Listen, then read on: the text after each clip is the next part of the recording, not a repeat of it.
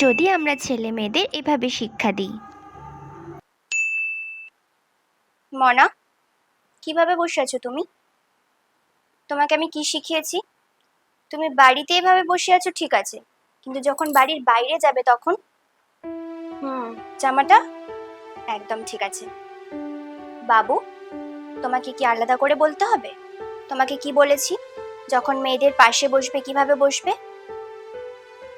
একদম ঠিক আছে। বাইরে যখন বসবে এটা যেন মাথায় থাকে। কি রে, হলো তোদের? পুজো বাড়িতে তো লেট। মনা, এটা কি পরেছো তুমি? তুমি তো একটা পুজো বাড়িতে যাচ্ছ। ক্রপ টপ পরে কেউ পুজো বাড়িতে যায়? যাও, ড্রেসটা চেঞ্জ করে আসো, একটা ইন্ডিয়ান ওয়্যার পরে আসো। এটা পরে তুমি কাল বন্ধুদের সাথে ঘুরতে যেও কিংবা পার্টি করতে যেও, ওখানে তো সিনিয়র সিটিজেনরা থাকবে, তাই না? আর তুই, ভাই বোন দুজনেই সমান। যা চেঞ্জ করে আয়, একটা পাজামা পাঞ্জাবি পরে আসবি। রে, এত চেঁচামেচি! মনা, তোর চোখটা ওভাবে ফুলে গেল কেন? বাবু, তুই বোনকে এভাবে মেরেছিস? This is not done. তোমাকে আমি এই শিক্ষা দিয়েছি, আজ বোনকে এভাবে মেরেছো, কাল বাইরে গিয়ে অন্য মেয়ের গায়ে হাত তুলবে।